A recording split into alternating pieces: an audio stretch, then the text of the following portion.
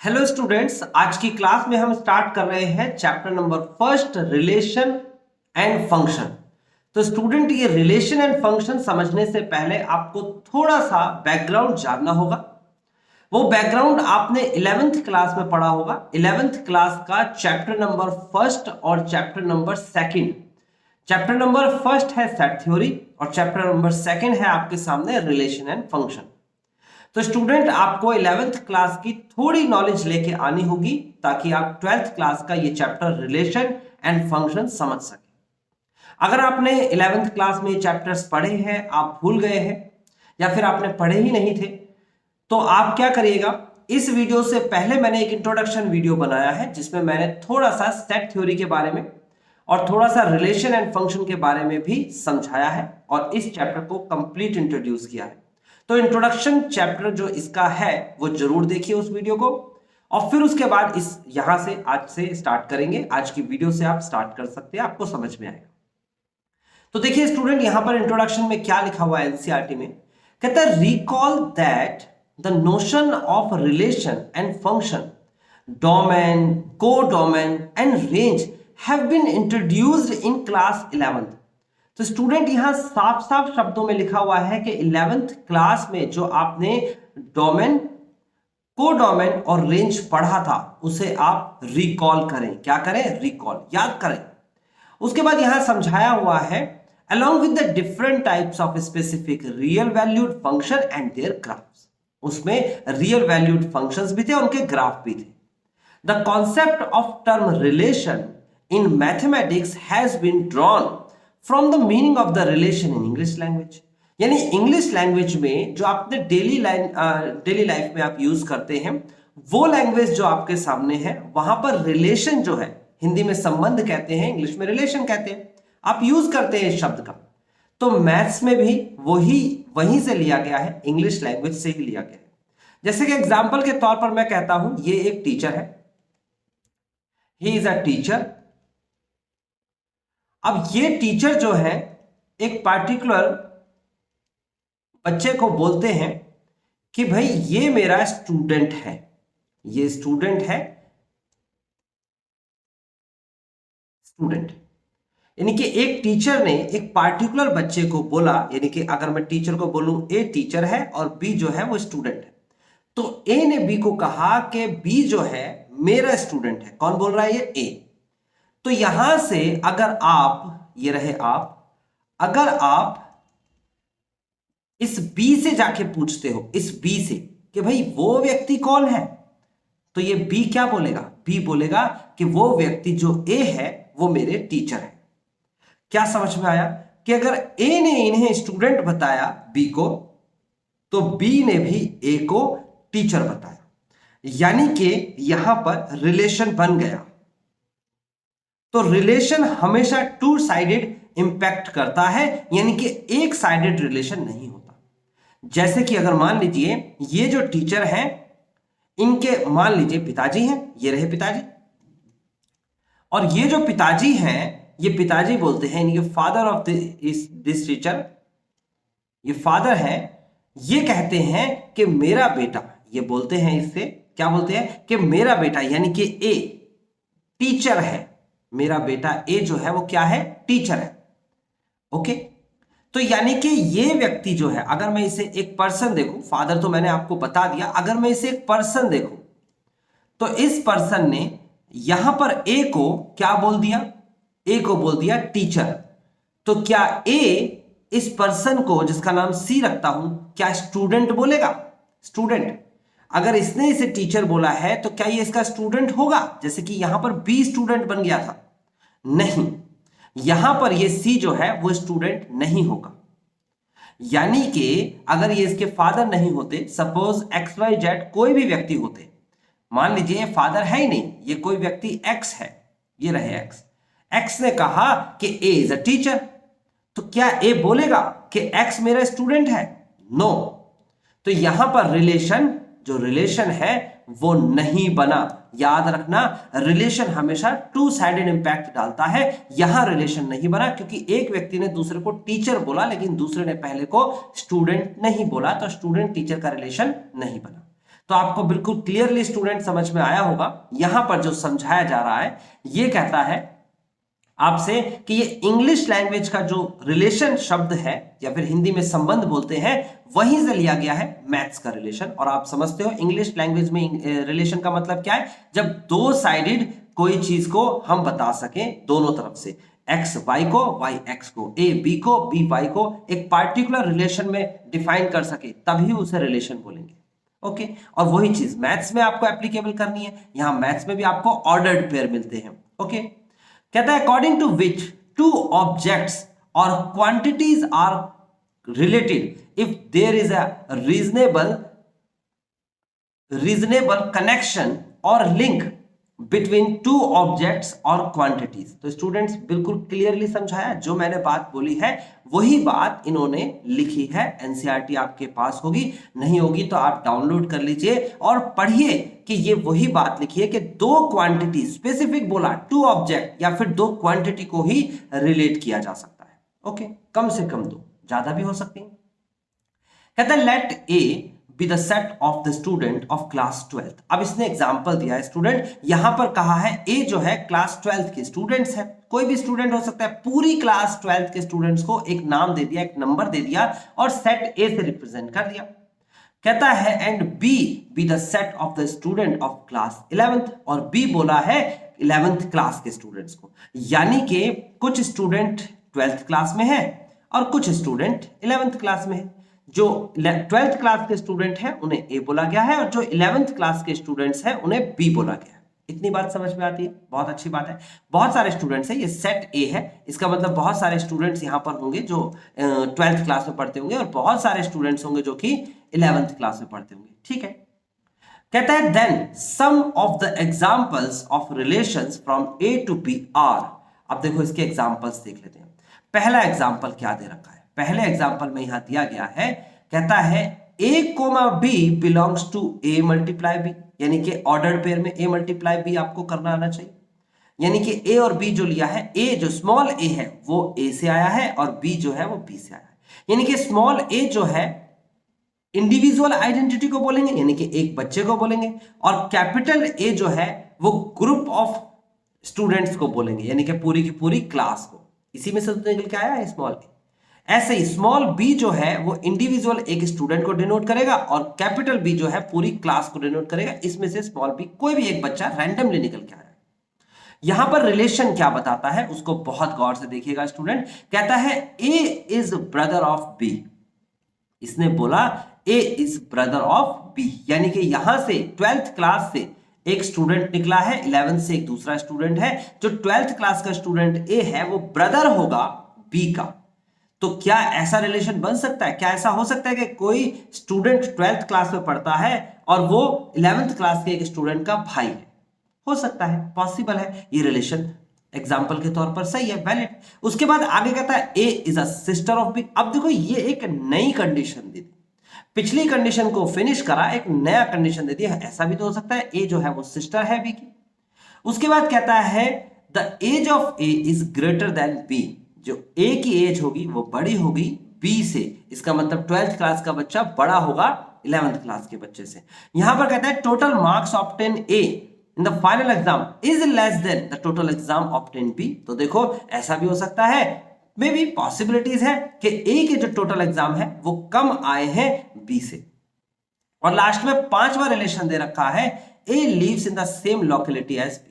ए और बी दोनों एक ही लोकेलिटी में रहते हैं, चाहे वो दोस्त हो, चाहे ब्रदर हो, चाहे कोई सिस्टर हो। तो यानी कि 5 रिलेशन इन्होंने एक नॉर्मल सिचुएशन से बना दिए और रिलेशन ऐसे ही बनते हैं। ठीक है, कहता है आगे आपसे if a comma b belongs to real number r not real number, this is relation, sorry, relation belongs to relation, we say that a is related to b। तो हम कहेंगे a relate करता है b से। Under the relation of r we write as the a r b। देखो यहां पर student confuse हो जाते हैं, अभी तक उन्होंने पढ़ा है r belongs to a comma b। अब एक नया सिस्टम पढ़ लीजिए a r b, दोनों का सेम मीनिंग है। देखो मैंने बीच में और का निशान लगाया स्टूडेंट, तो बिल्कुल सेम मीनिंग है, आप कंफ्यूज मत होइएगा। चाहे ऐसे लिखा हो a कोमा b रिलेट करता है, चाहे ऐसे लिखा हो इस तरीके से लिखा होगा तो आगे वाले को डोमेन बोलेंगे और पीछे वाले को रेंज बोलेंगे। रेंज, डोमेन, कोडोमेन, ये सारी बातें इंट्रोडक्शन में पता लग चुकी होंगी आपको। ऐसे ही यहां पर ए को बोलेंगे डोमेन और बी को बोला जाएगा रेंज। तो स्टूडेंट आपको मेरे हिसाब से सब बातें क्लियरली समझ में आ रही है। आगे बढ़ जाते हैं, इंट्रोडक्शन समझ में आ गया।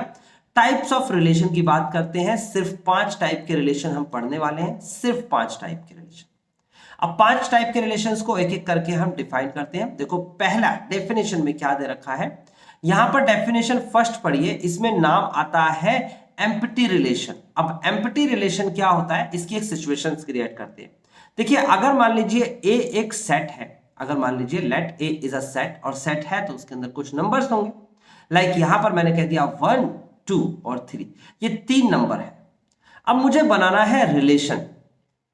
तो एक सेट के अंदर अगर आपको रिलेशन बनाने को कहता है तो हम ए टू ए में रिलेट करेंगे, यानी कि अपने ही सेट को उसी सेट से रिलेट कर देंगे। इसको हम ए मल्टीप्लाई बाय बी करके भी दिखाते हैं, इसे भी ए रिलेट टू बी बोलते हैं। ठीक है, रिलेशन बना देते हैं, आर से रिप्रेजेंट कर देते हैं, इसे ऑर्डर्ड पेयर बोला जाता है। रिलेशन तो इसमें से बनेंगे और ये खुद भी एक रिलेशन हो सकता है। फिलहाल पहले ऑर्डर्ड पेयर बनाते हैं।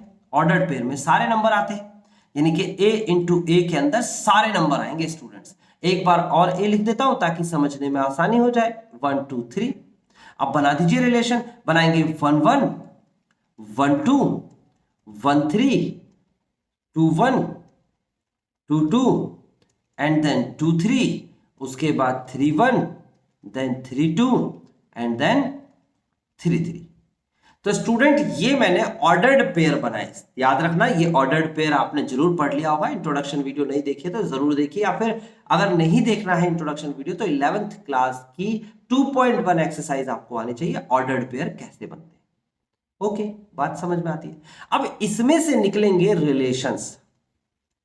रिलेशंस इसमें से क्या निकलेंगे, relations. Relations is a subset of ordered pair. Relation जो है वो सबसेट होता है ऑर्डर्ड पेयर का, यानी कि R is a subset of A into A, इसका सबसेट कहलाएगा। इक्वल भी हो सकता है, यानी कि कंप्लीट वैल्यू को भी रिलेशन बोल सकते हैं।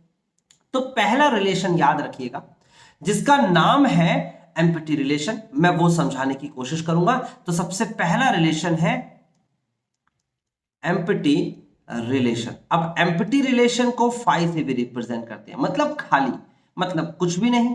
अब इसको मैं क्या करता हूं, बना के दिखाता हूं आपको। देखो पहले मैं बनाता हूं आर एक रिलेशन और बनाता हूं बिल्डर फॉर्म में। स्टूडेंट्स 2 फॉर्म आपने पढ़ी होगी सेट थ्योरी के अंदर, एक बिल्डर फॉर्म और एक रोस्टर फॉर्म। तो यहां पर बात करते हैं बिल्डर फॉर्म की। बिल्डर फॉर्म लिखते कैसे वो भी आना चाहिए आपको। देखो लिखना a, b such that a plus b is equal to 10 where a and b belongs to capital A, यानी कि सेट A। मैंने क्या बातें लिखी है इसको समझते हैं, बहुत क्लियरली समझते हैं। देखो जब भी एक कॉलन लिखा हो तो स्टूडेंट कॉलन से पहले जो होता है, ये जो रिलेशन देख रहा है आपको, ऐसे एक एलिमेंट भी दे सकता है सेट में, और ये रिलेशन में तो आपको 2 वैल्यूज देगा, पेयर, ऑर्डर्ड पेयर। तो स्टूडेंट कॉलन से पहले जो लिखा हुआ है इसका मतलब होता है for all values of A comma B, यानी कि ए कोमा बी की सभी वैल्यू लेनी है स्टूडेंट्स, कोई सी वैल्यू नहीं छोड़नी। ये बहुत इंपॉर्टेंट बात है, ये बात याद रखिएगा। अब यहां पर सभी वैल्यू लेनी है, सच दैट कहते हैं इसे। इसे क्या बोलते हैं, इस कॉलम को बोलते हैं सच दैट, यानी कि पढ़ेंगे ऐसे ए कोमा बी सच दैट। अब इसका रिलेशन क्या है स्टूडेंट, ये हमारा मेन रिलेशन होता है, इस पर फोकस करिए। This is called relation. ये रिलेशन को चेक करिए, क्या रिलेशन है, a plus B is equal to 10, यानी कि a और b को जोड़ेंगे तो 10 आएगा। और ये भी बोल दिया जो स्मॉल a है वो कैपिटल A में से आएगा, और B जो है वो भी कैपिटल A में से लेना है, उससे बाहर नहीं लेना। अब कैपिटल A क्या था स्टूडेंट, आपके सामने है 1 2 3, यानी कि ये स्मॉल वाला A 1 2 3 हो सकता है, क्या स्मॉल वाला B 1 2 3 हो सकता है। अगर मैं इसे लेता हूं तो स्टूडेंट बताइए कि 1 2 3 में से ऐसी कौन सी वैल्यू यहां और यहां रखूं। मैं मैक्सिमम वैल्यू रखता हूं, चलो मैंने एक जगह से 3 रख दिया, दूसरे से भी 3 रख दिया, क्या ये 10 के बराबर आ रहा है, नहीं आ रहा है स्टूडेंट्स। तो मैं आपसे कहता हूं, ये मैंने एग्जांपल सेट किया है किसका, ये मैंने एग्जांपल सेट किया है एम्प्टी रिलेशन का, है ना।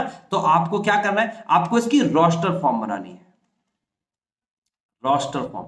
तो स्टूडेंट रोस्टर फॉर्म में रिलेशन को दिखाते हैं लिख के इस तरीके से कर्ली ब्रैकेट में, इसे पढ़ेंगे और पढ़ने के बाद ए की वैल्यू और बी की वैल्यू ऐसी वैल्यू रखनी है, और रखनी कहां से है, 1 रखना है, 2 रखना है, 3।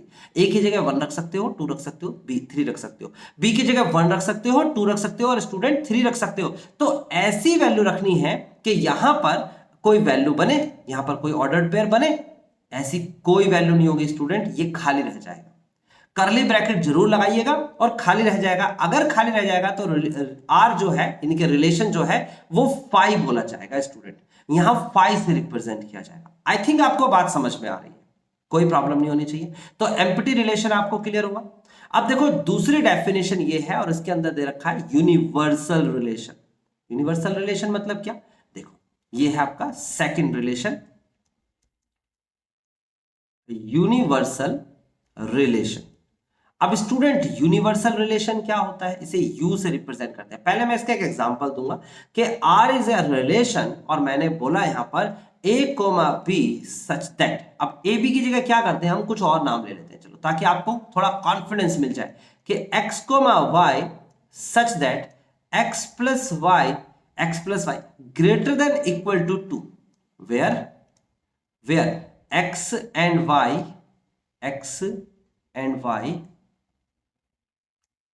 बिलोंग्स टू ए, है ना, x comma y belongs to, यानी कि एक्स और वाई ए को बिलोंग करता है। ए का मतलब आप जान चुके हो, देखो यहां पर ए का मतलब है 1, 2 और 3, यानी एक्स की वैल्यू भी 1 हो सकती है, 2 हो सकती है, 3 हो सकती है ना, या वाई की वैल्यू भी यही हो सकती है। और आपको कहता है जो वैल्यू का सम है, फॉर ऑल का मतलब सभी वैल्यू लिखनी है, कोई एक नहीं लिखनी, सभी वैल्यू लिखनी है कि इनका जोड़ जो है वो 2 से बड़ा होना चाहिए, या फिर 2 भी हो सकता है, देखो इक्वल टू का निशान भी है। तो आपने कहा सर हम इसकी रोस्टर फॉर्म पहले बनाते हैं। अब जब आप रोस्टर फॉर्म बनाने गए स्टूडेंट, तो r इज इक्वल टू आपके सामने देखो x की जगह पर 1 लिख सकते हैं, y की जगह 1 लिख सकते हैं, 1 2 भी 2 3 होता है, फिर 1 3 आपके पास 4 होता है, देखो इससे बड़ा है ना, देखो ये रिलेशन एग्जिस्ट करना चाहिए। फिर उसके बाद 2 1 फिर 2 2 फिर उसके बाद 2 3 फिर उसके बाद 3 1 फिर उसके बाद 3 2 फिर उसके बाद 3 3। तो स्टूडेंट्स आप गौर से देखेंगे तो ये बराबर a इंटू ए आ गया, यानी ऑर्डर्ड पेयर जो हमारा था एग्जैक्ट वो सारे 9 वैल्यूज 1 2 3 4 5 6 7 8 9 सारी वैल्यूज आ गई, देखो 1 2 3 4 5 6 7 8 9 सारी वैल्यूज आ गई। सारी वैल्यूज आ जाए तो उसे कहते हैं यूनिवर्सल रिलेशन और उसे यू से रिप्रेजेंट करते हैं, कैपिटल इंग्लिश अल्फाबेट का capital letter.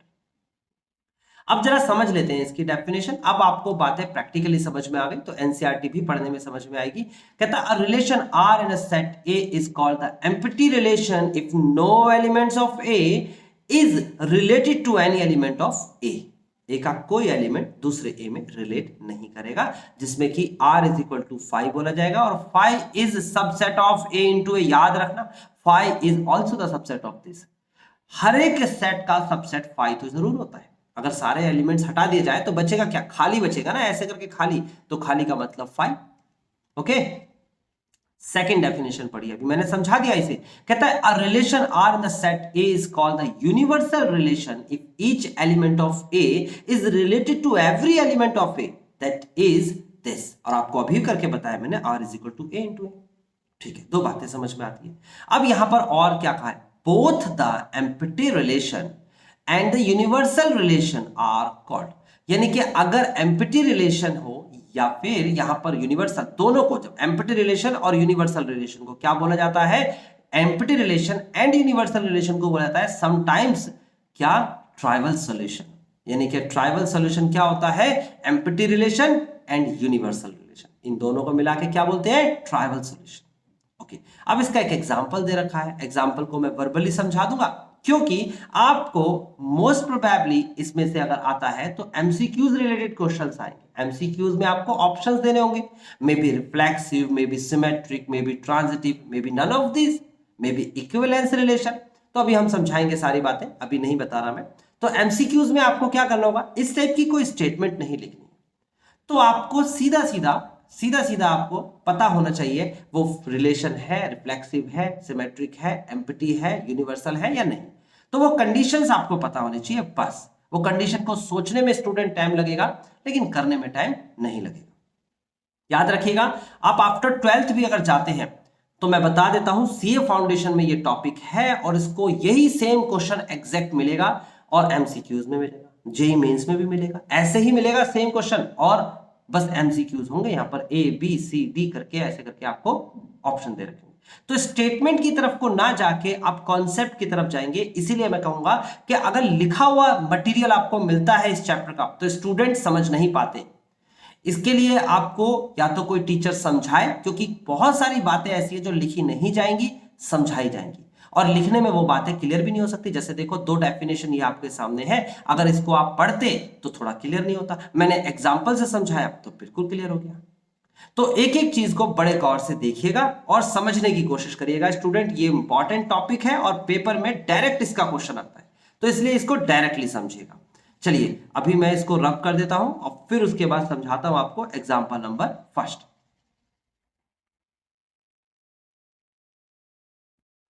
I hope students आप बहुत अच्छे से समझ गए। अब देखिए, अब आप चलते हैं एग्जाम्पल नंबर फर्स्ट पे। यहां पर भी वही सेम चीज बताई गई है। कहता है let A be the set of all students of a boy school. देखो यहां पर एक बॉय स्कूल दे रखा है और उस बॉय स्कूल के सभी स्टूडेंट्स को इसने सेट ए बोला है। यानी ए जो है वो क्या है, एक स्कूल में जितने भी बॉयज पढ़ते हैं उन सभी बॉयज को बोला है ए। आगे आपसे कहता है show that the relation R in A given by और रिलेशन इज दिस। ये रिलेशन है। अब स्टूडेंट रिलेशन क्या है, जरा इसको एक बार लिख लेते हैं साफ साफ। आर जो है, R is called the relation A comma B, यानी कि वो सारे के सारे ऑर्डर्ड पेयर लिखने। देखो सच दैट से पहले का मतलब होता है सारे के सारे। ये बार बार बोल रहा हूं मैं, स्टूडेंट्स कई बार इससे कंफ्यूज हो जाते हैं। सभी वैल्यू ए बी की लिखनी है ए कोमा बी यानी ऑर्डर्ड पेयर में, जबकि ए इज सिस्टर ऑफ बी। अब स्टूडेंट्स यहां पर थोड़ा सा आपको हंसी भी आएगी, क्योंकि यहां पर बॉयज स्कूल है, ये साफ साफ बोला है बॉयज स्कूल, और बॉयज स्कूल में कोई भी किसी की सिस्टर नहीं हो सकती। यहां पर ए और बी जो है दोनों के दोनों इस से लिए गए हैं, यानी कि बॉयज स्कूल से लिए गए हैं।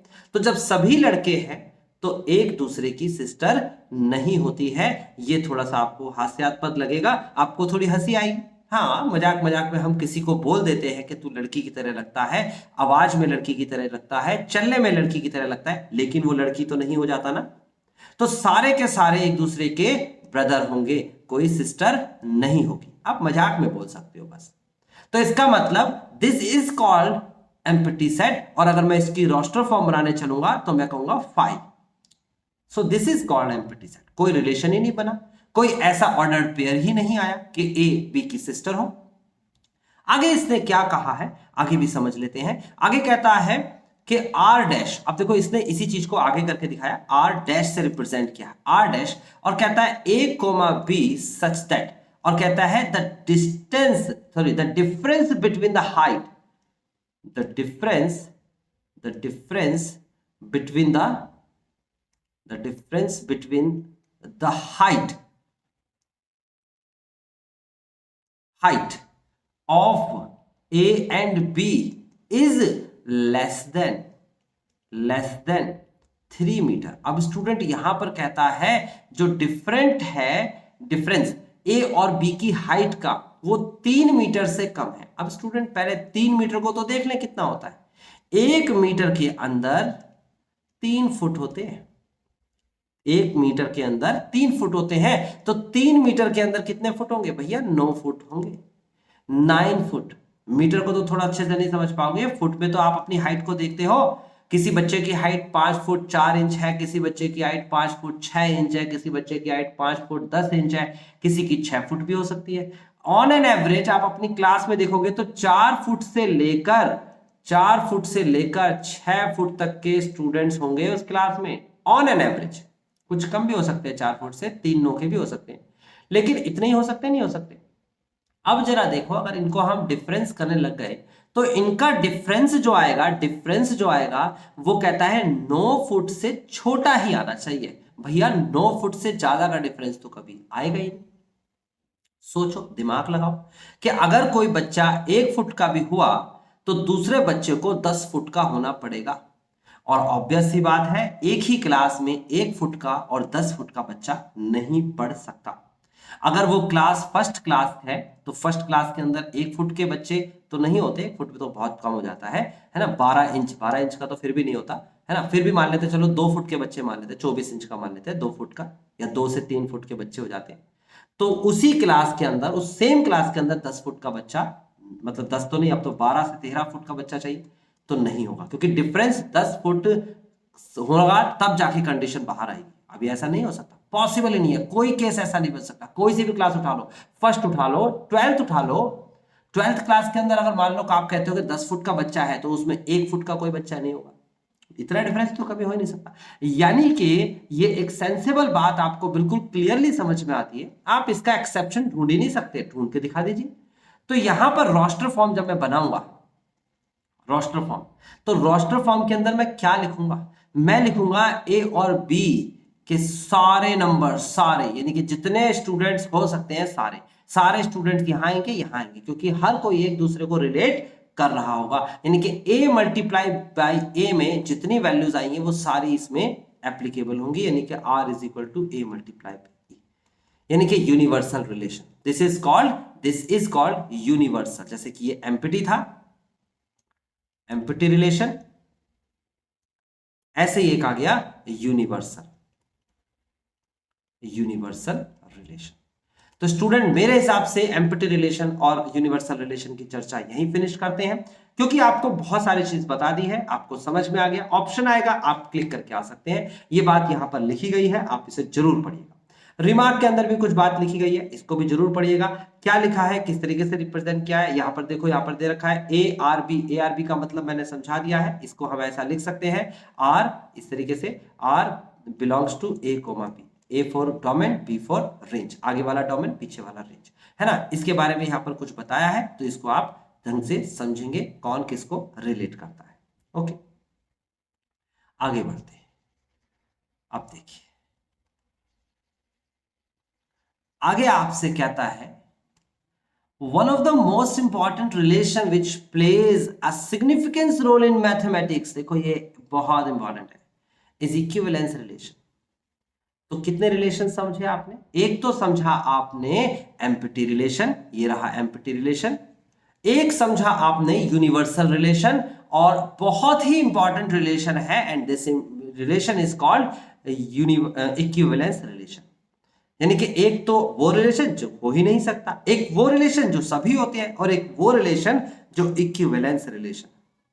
अब स्टूडेंट्स यहां इक्विवेलेंस रिलेशन किसे बोला है? तो कहता है, to study the equivalence relation we first consider the 3 types of relation like reflexive, symmetric and transitive. ये नाम आपका आ गया, अभी मैंने बताया था। मैंने कहा इक्विवेलेंस रिलेशन, इस रिलेशन के बाद और आप पढ़ोगे, बस ये 3 ही रिलेशन है, एक एम्प्टी, एक यूनिवर्सल, एक इक्विवेलेंस। इक्विवेलेंस के लिए आपको पढ़ना पड़ेगा जो रिलेशन रिफ्लेक्सिव भी है, सिमेट्रिक भी है, ट्रांजिटिव भी है, उसे कहते हैं इक्विवेलेंस रिलेशन। रिफ्लेक्सिव का मतलब क्या?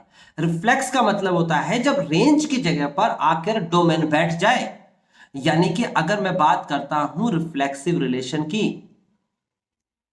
रिफ्लेक्सिव रिलेशन, तो स्टूडेंट बहुत ध्यान से समझिएगा, बहुत छोटी सी बात है, और समझिएगा बड़े ध्यान से कि अगर मैं कहता हूं r belongs to a comma b, और इससे रिलेटेड कोई रिलेशन दे रखा होगा, अलग अलग क्वेश्चन में अलग अलग रिलेशन, तो यहां पर डोमेन कौन है? डोमेन कौन है जरा पता करके बताओ मुझे, डोमेन कौन है? तो ये है आपके पास a जो है डोमेन है, और रेंज कौन है? रेंज जो है b है। तो यहां पर b की जगह पर आके बैठ गया a, यानी कि आप पुट करेंगे b is equal to a, so the new relation is a comma a, b की जगह a आके बैठ गया, इसे कहते हैं रिफ्लेक्सिव। रिफ्लेक्सिव लिख दिया यहां पर, रिफ्लेक्सिव। अगर ये कंडीशन सेटिस्फाई हो जाए तो रिफ्लेक्सिव। ठीक है, बात समझ में आती है। अब आगे आपसे क्या कहता है, आगे अभी हम क्वेश्चन वाइज क्वेश्चन देखेंगे ना। अभी रिलेशन तो मैंने दिया ही नहीं, सिर्फ सिंपल सी सिचुएशन बताई जा रही है। रिलेशन तो इससे रिलेटेड रिलेशन तो होगा ना, जैसे इसके बाद ये रिलेशन दिया ना इन्होंने, इसके बाद ये रिलेशन दिया ना, ये रिलेशन हर क्वेश्चन में बदलेगा, हम ये कंडीशन ढूंढेंगे उसमें। ओके, दूसरा रिलेशन आपके सामने क्या है, मैं इसको एक बार रब कर देता हूं, फिर आपको सिमेट्रिक और ट्रांजिटिव भी बताता हूं। ठीक है, ध्यान से देखिएगा, आपको समझ में आएगा। नाउ सेकंड रिलेशन हमारे सामने है जो इक्विवेलेंस रिलेशन का पार्ट होता है, और वो है symmetric relation. Symmetric relation, symmetric का अगर मैं सिंपल मतलब बताऊं तो होता है उल्टा पुल्टा। यानी कि अगर relation belongs to A comma B है तो आप डोमेन को बना दीजिए रेंज, इसकी जगह पर पुट कर दीजिए क्या, पुट बी, और इसकी जगह पर पुट कर दीजिए ए। यानी कि बी की ए की जगह बी रख दीजिए, बी की जगह ए रख दीजिए, तो न्यू रिलेशन बन के आएगा और वो बन के आएगा बी ए। अगर ए बी सेटिस्फाई करता है, क्योंकि क्वेश्चन है सेटिस्फाई करेगा, अगर हमने इसमें ए की जगह बी और बी की जगह ए इंटरचेंज कर दिया और फिर भी सेटिस्फाई हो जाता है, so that relation is called symmetric. तीसरा रिलेशन भी दिया है, तीसरा रिलेशन बहुत इंपॉर्टेंट है और वो है ट्रांजिटिव।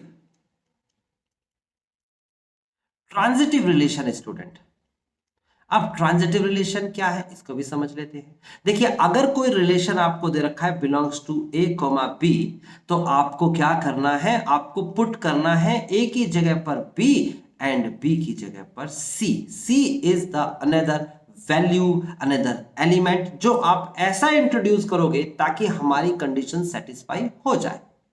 ओके, तो हमने यहां पर नया रिलेशन बनाया, क्या बनाया, बी सी। ए की जगह बी आ गया और बी की जगह सी आ गया।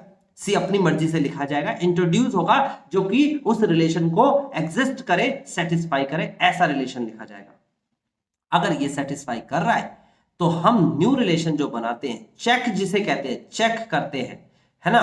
तो चेक किसे करते हैं, हम चेक करते हैं इस रिलेशन को बिलोंग्स टू ए सी। यहां पर चेक करने के लिए ए बी सी नहीं है, चेक करने के लिए एक तीसरा टाइप आ गया और वो है ए सी। यानी कि ए यहां से लिया, सी यहां से लिया। ए बी सेटिस्फाई क्योंकि क्वेश्चन है, बी सी सेटिस्फाई क्योंकि हमने सेटिस्फाई किया, सी ऐसी वैल्यू रख के। क्या ए सी भी सेटिस्फाई होगा? अगर सेटिस्फाई होगा तो ट्रांजिटिव है, और अगर सेटिस्फाई नहीं होगा तो स्टूडेंट ट्रांजिटिव नहीं। आई थिंक आपको ये थोड़ा सा ब्रीफ समझ में आया होगा, ब्रीफली मैंने समझाया है, यहां पर ही इसे समझाया डेफिनेशन 4 में, और डेफिनेशन 4 में इसको समझाया गया है a relation R in a set A is said to be the equivalence relation। equivalence relation किसे कहते हैं? जब वो relation R जो है रिफ्लेक्सिव भी है, सिमेट्रिक भी है, ट्रांजिटिव भी है। अगर तीनों के तीनों रिलेशन है, एग्जिस्ट करता है, तो वो इक्विवेलेंस रिलेशन के अंडर में आ जाएगा, वो इक्विवेलेंस रिलेशन कहलाएगा। ठीक है, आपको सारी बातें समझ में आ गई स्टूडेंट। अब अगर आपको समझ में आ गया है, आपने इंट्रोडक्शन वीडियो देख लिया है, तो जल्दी से मुझे खुद इस वीडियो को पॉज करें, पहले इस वीडियो को पॉज करें और मुझे बताएं सेकंड एग्जांपल का आंसर आप क्या देते हो, देन फिर मैं समझाऊंगा। पहले वीडियो को पॉज करें, सेकंड एग्जांपल खुद से ट्राई करें और इसको नहीं देखेंगे आप। बताएं मेरे को, क्या ये इक्विवेलेंस रिलेशन शो हो रहा है आपसे? तो बताएं, फिर उसके बाद मैं आपको ये करके दिखाता हूं। आई होप स्टूडेंट्स आपने ट्राई जरूर किया होगा। देखिए स्टूडेंट, प्रैक्टिस बहुत जरूरी है। अगर आप इस वीडियो को देख रहे हैं, ऑफ कोर्स आप मैथमेटिक्स पढ़ना चाहते हैं, तभी इस वीडियो को पूरा देख रहे हैं। तो अगर आप कोई चीज सीखना चाहते हैं, ये रिलेशन एंड फंक्शन का टॉपिक सीखना चाहते हैं, तो स्टूडेंट आप जैसा मैं इंस्ट्रक्ट कर रहा हूं, जैसा मैं आपको गाइड कर रहा हूं कि आप मेरी बात को डिटेल में समझे, एनसीईआरटी के वर्ड टू वर्ड को सीखें, और उसके बाद आप खुद से ट्राई करें क्वेश्चन, और अगर आपसे हो जाते हैं तो वीडियो को स्किप करें, आगे बढ़ा दें, आपको जरूरत नहीं है इसे देखने की। तो स्टूडेंट अगर इस तरीके से आप करेंगे तो डेफिनेटली आप एग्जाम में खुद स्कोर करेंगे और बहुत अच्छा स्कोर करेंगे स्टूडेंट्स। तो अपना कॉन्फिडेंस बढ़ाने के लिए चाहे वीडियो को एक साथ ना देखें, वीडियो को थोड़ा देखें, इसे कोई लेटे लेटे मत देखें, इसे चलते फिरते मत देखें। इस वीडियो को जब देखें तो आपके हाथ में कॉपी पेन होना चाहिए, आप बैठे हुए होने चाहिए, और आपको जो जो बात बताई जाए, इंपॉर्टेंट बात जो लिखी भी नहीं हुई है, वो आप नोट करें अपनी कॉपी पे, वो नोट्स बनाएं, तभी आपके एग्जाम में मार्क्स बहुत अच्छे आएंगे। तो आई होप आपने ये एग्जाम्पल कर लिया होगा, लेकिन जिन स्टूडेंट्स ने ये अटेम्प्ट नहीं कर पाया, नहीं समझ पाया, तो उनको मैं समझा देता हूं। एक नाम आया है कॉन्ग्रुएंट। क्या नाम आया है? कॉन्ग्रुएंट। और कॉन्ग्रुएंट क्या होता है ये बताइए। कॉन्ग्रुएंट क्या होता है? कॉन्ग्रुएंट होता है, हिंदी में कहते हैं सम, सर्वांग सम, सॉरी क्या बोलते हैं? सर्वांग सम। सर्वांग मतलब हर तरीके से समान, हिंदी में कहते हैं सर्वांग सम, इंग्लिश में कहते हैं कॉन्ग्रुएंट। ये ट्राइंगल के लिए एप्लीकेबल होता है। जैसे कि दो ट्राइंगल दे रखे हैं like this is triangle number first ABC and this is the another triangle. मैं सही से ना बना पाऊं तो भी आप मैनेज कर लेना, PQR, है ना। देखने में चाहे एक जैसे ना लग रहे हो लेकिन ये एक जैसे हैं। इस पर एक सिंबल लगाया जाता है स्टूडेंट, ये सिंबल कई बच्चे उल्टा लगा देते थे। ये दो बराबर का निशान भी लगाएंगे, ध्यान रखना। ये 9th क्लास में था, मैं फिर से रेफर करूंगा आपको बुक। 9th क्लास में कॉन्ग्रुएंट ट्राइंगल्स थे, ट्राइंगल्स 9th क्लास में। तो वहीं से एक नाम ले लिया, एक टर्म ले ली, इस टर्म को समझते हैं। कॉन्ग्रुएंट ट्राइंगल वो ट्राइंगल होता है, इसे T1 बोला है, इसे T2 बोला है। दो ट्राइंगल अगर कॉन्ग्रुएंट ट्राइंगल हैं तो ऑल साइड्स आर इक्वल और एंगल्स आर इक्वल, यानी कि AB is equal to PQ, AC is equal to PR and BC is equal to QR. All sides are equal. This angle is equal to this, A equal to P, R is equal to C and P is equal to Q. तो आपको क्या समझ में आया? जब सभी भुजाएं बराबर, सभी कोण बराबर, तो उसे कहते हैं कॉन्ग्रुएंट। यहां कहा है T1 एंड T2 के बीच में एक रिलेशन है और वो रिलेशन है कॉन्ग्रुएंट का। ठीक है, समझ में आता है। अब हमें इसे इक्विवेलेंस रिलेशन शो करके दिखाना है। तो पहली कंडीशन है, हम लिखेंगे इस तरीके से, फॉर रिफ्लेक्सिव। रिफ्लेक्सिव क्या कहता है? तो देखो यहां पर लिखेंगे कैसे। सबसे पहले क्वेश्चन को लिखेंगे। क्वेश्चन में लिखेंगे R बिलोंग्स टू, यहां पर लिखेंगे T1, T2 सच दैट, और यहां पर लिख देंगे T1 इज कॉन्ग्रुएंट T2। बस यही लिखा हुआ है। हाँ जी, यही लिखा हुआ है।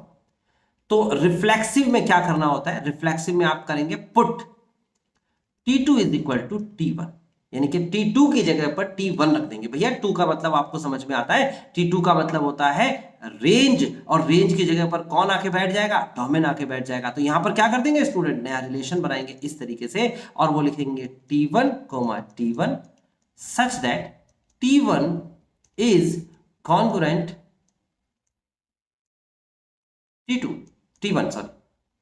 T1 कॉन्ग्रुएंट T1, यानी कि कोई ट्राइंगल अपने आप का ही कॉन्ग्रुएंट होता है। तो स्टूडेंट पहले तो समझेंगे कॉन्ग्रुएंट की प्रॉपर्टी क्या कहती है।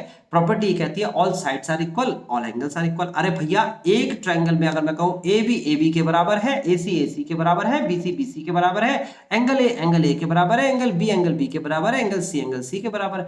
एक ट्राइंगल अपने आप का कॉन्ग्रुएंट तो होगा ही, उसकी सारी भुजाएं अपने आप के और सारे एंगल अपने आप के तो बराबर होंगे। सो लिखेंगे सो इट इज, या R इज रिफ्लेक्सिव। आपको समझ में आया? कई स्टूडेंट मेरे से पूछते हैं कि सर इस बात को जो आपने अभी तक वर्बली बोला इसको लिखे कैसे, क्योंकि इसकी लैंग्वेज तो बड़ी टिपिकल है। ये तो ऐसा लग रहा है जैसे कि हमें एक इंग्लिश का पैराग्राफ याद करना पड़ेगा। नहीं स्टूडेंट, मैथ्स के प्रॉपर तरीके से चलेंगे ना। देखो लाइन वाइज लाइन, ये हमारा क्वेश्चन था। हम ये बात जानते थे कि T2 की जगह T1 रखना होता है, और उसके बाद ये हमने लिखा, जैसे ही लिखा हमने उसे कंक्लूड किया, थोड़ा दिमाग लगाया और हमें पता लगा ये तो रिफ्लेक्सिव की कंडीशन के अंडर में आता है। अब चलते स्टूडेंट हम सेकंड के पास। सेकंड हमारे पास क्या है? सेकंड नंबर है फोर सिमेट्रिक। देखो इसे ही समझते हैं, फोर सिमेट्रिक। अब सिमेट्रिक कंडीशन क्या कहती है? पहले क्वेश्चन लिख लेते हैं। क्वेश्चन में लिखा है R बिलोंग्स टू, और उसके बाद लिखते हैं T1, T2, है ना, और उसके बाद आप लिखेंगे such that T1 is congruent T2। ये हमारा क्वेश्चन था। अब सिमेट्रिक कंडीशन तो उल्टा पुल्टा करता है, यानी कि हम पुट करेंगे T1 की जगह पर T2 एंड T2 की जगह पर T1, यानी कि रिप्लेस कर देंगे। T2 की जगह T1 रिप्लेस कर देंगे और T1 की जगह T2। तो नया रिलेशन जो बनेगा वो बनेगा R इज इक्वल टू, और आएगा T2, T1 सच दैट, यहां पर लिखेंगे T1 की जगह T2 is also the congruent T1। अरे भैया बिल्कुल क्लियर हुआ नहीं हुआ? अगर ये वाला ट्राइंगल इस वाले ट्राइंगल के कॉन्ग्रुएंट में है तो ये ट्राइंगल तो इसके कॉन्ग्रुएंट में होगा। भाई दोनों एक दूसरे के कॉन्ग्रुएंट में होते हैं, तो इसका मतलब this statement is also true. So यहां पर लिखेंगे R इज सिमेट्रिक। तो स्टूडेंट आपने क्या समझा अभी तक?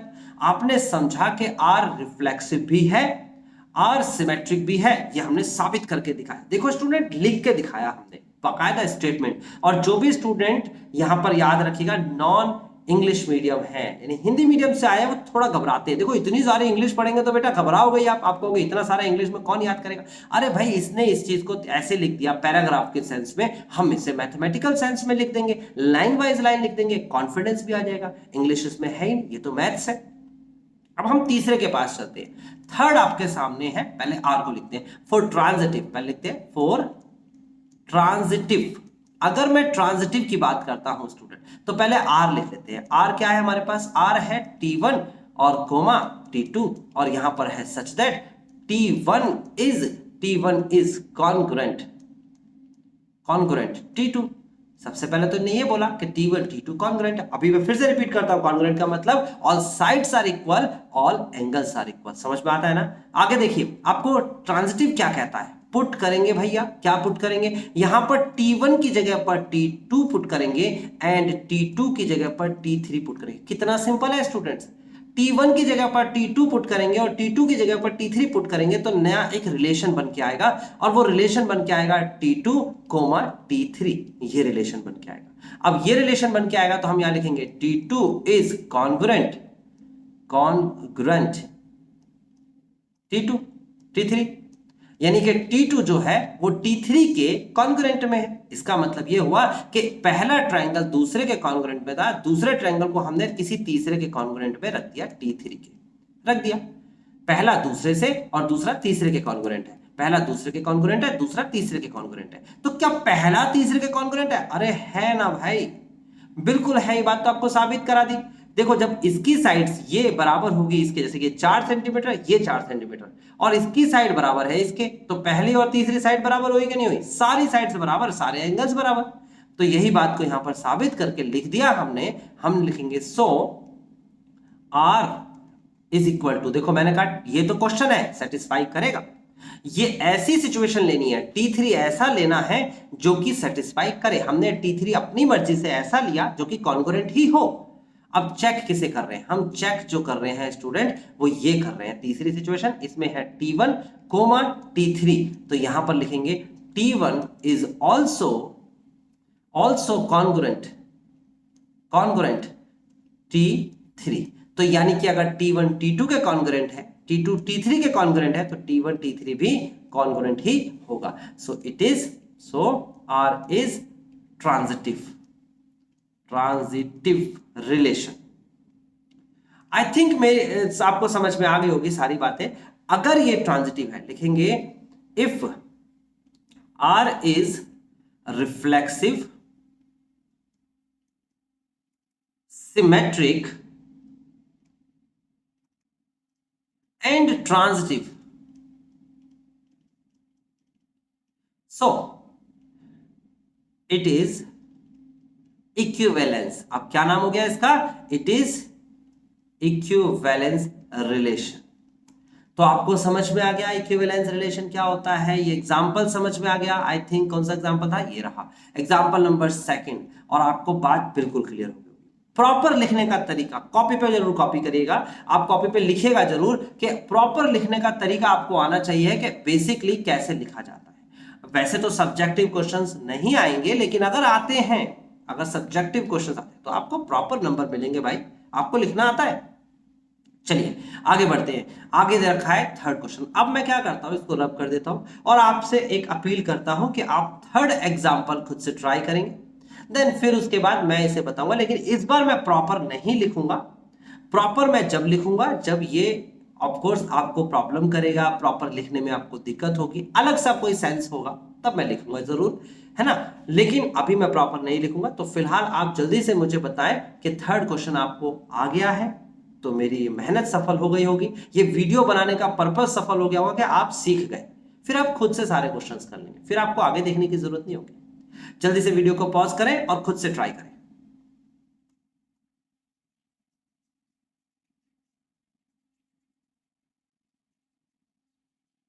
आई थिंक स्टूडेंट्स आपने एग्जाम्पल नंबर 3 जरूर ट्राई किया होगा। हम भी एक बार ट्राई कर लेते हैं, जिन स्टूडेंट्स से नहीं हो पाया वो सीख लेंगे। कहता है let L be the set of all lines in a plane and R be the relation in L defined as this। तो ये हमारे पास मेन रिलेशन है, इस रिलेशन को हम एक बार लिख लेते हैं। एग्जाम्पल नंबर 3 है, कहता है R is a relation defined by L1, L2 such that, यानी कि सारी वैल्यूज लिखनी है इस ऑर्डर्ड पेयर की, और कहता है such that L1 is perpendicular to L2, यानी कि L1 जो है वो परपेंडिकुलर है L2 पर। परपेंडिकुलर सिचुएशन तो स्टूडेंट्स आपको बहुत आसानी से पता होगी, जैसे कि मैं अगर बात करता हूं फॉर रिफ्लेक्सिव, अब है या नहीं हम चेक करते हैं। तो मैं क्या करता हूं, पहले एक L1 लाइन ड्रॉ कर देता हूं, इसका नाम L1 है, एक L2 लाइन ड्रॉ कर देता हूं, इसका नाम L2 है। L1 L2 पर परपेंडिकुलर है, बात समझ में आती है। अब मैं क्या करता हूं, मैं L2 की जगह पर L1 को रिप्लेस करके ये बात बोलूं कि L1 के जो है वो क्या है, परपेंडिकुलर में है। तो देखो L1 साइड जो है, लाइन जो है वो लाइन आपके सामने आप देखोगे वो वर्टिकल लाइन है। कौन सी लाइन है, वर्टिकल। L2 लाइन की सिचुएशन है हॉरिजॉन्टल लाइन। तो L1 की जगह पर अगर मैं ये कहूं कि ये L1 है L1 और ये L1 है L1, तो ये L1 और L1 एक दूसरे के परपेंडिकुलर कभी हो ही नहीं सकते स्टूडेंट। अगर मैं इसे उठा के नीचे लेके आ जाऊं तो यहां देखिए, ये देखिए नीचे, ये परपेंडिकुलर हो ही नहीं सकते एक दूसरे के। क्यों? क्योंकि L1 जो है वर्टिकल है और उस परपेंडिकुलर होने के लिए दूसरी हॉरिजॉन्टल लाइन चाहिए। यानी कि इसका ये भी अर्थ हुआ कि कोई भी लाइन अपने आप की परपेंडिकुलर नहीं होती। ये एक लाइन है और ये अपने आप की ही परपेंडिकुलर नहीं कहलाएगी। इसके लिए एक अपोजिट डायरेक्शन में आते हुए इस तरीके से, अगर वर्टिकल है तो हॉरिजॉन्टल, हॉरिजॉन्टल है तो वर्टिकल, इस तरीके से आपको लाइन दिखानी पड़ेगी, जो कि दूसरी लाइन होगी। ऐसा पॉसिबल नहीं है, तो लिखेंगे इट इज नॉट। तो यहां पर रिफ्लेक्सिव है नहीं, नॉट रिफ्लेक्सिव। अब बात करते हैं हम फोर सिमेट्रिक की बात कर लेते हैं। सिमेट्रिक है या नहीं चेक कर लेते हैं। तो देखो यहां पर कहता है L1 एक लाइन है, दिस इज L1, L2 एक लाइन है, दिस इज L2। उल्टा पुल्टा कर देते हैं, इसका नाम L1 रख देते हैं, L2 रख देते हैं और इसका नाम L1 रख देते हैं। तो क्या होगा, अरे भैया जब ये L1 लाइन L2 पर परपेंडिकुलर है तो L2 लाइन भी तो L1 पर परपेंडिकुलर होगी, बिल्कुल होगी। ये सब जने स्टूडेंट जानते हैं, एक दूसरे पर परपेंडिकुलर होती है वो। तो इसका मतलब ये वाली कंडीशन को हम बोलेंगे यस इट इज सिमेट्रिक, यानी कि this statement R is symmetric, R is not reflexive, R is symmetric. Okay, अब हम बात करते हैं फॉर ट्रांजिटिव की। ट्रांजिटिव क्या कहता है, ट्रांजिटिव को चेक करना अच्छे से। देखो ये L1 लाइन है और L2 पर परपेंडिकुलर है, ये L2 है, और L2 लाइन जो है एक तीसरी लाइन पर परपेंडिकुलर है, ये रही, वो L3 है। देखो L2 L3 पर परपेंडिकुलर है, तो भैया L1 और L3 के बीच में क्या रिलेशन हो गया, साफ साफ दिख रहा है आपको, पैरेलल का रिलेशन, हमेशा ऐसा हुआ। So that's why it is not, यानी कि ये रिलेशन, ये जो इसने सिचुएशन बताई कि L1 is perpendicular to L2, ये रिफ्लेक्सिव नहीं है, सिमेट्रिक है, ट्रांजिटिव नहीं है। बात क्लियर हुई कि नहीं हुई? ऐसे ही आपको ऑप्शन मिलेंगे एमसीक्यूज में, बहुत तरीके से चीजें पढ़नी है और सेकंडों में आंसर निकाल के ऑप्शन पे क्लिक करके आ जाना। यहां तो मैं डिटेल में बता रहा हूं, तसल्ली से बता रहा हूं, आहिस्ता आहिस्ता बता रहा हूं, क्योंकि यह शुरुआत हो रही है। आगे बढ़ते हैं हम एग्जाम्पल नंबर 4 के पास चलते हैं। एग्जाम्पल नंबर 4 क्या कहता है, इसको देख लेते हैं एक बार।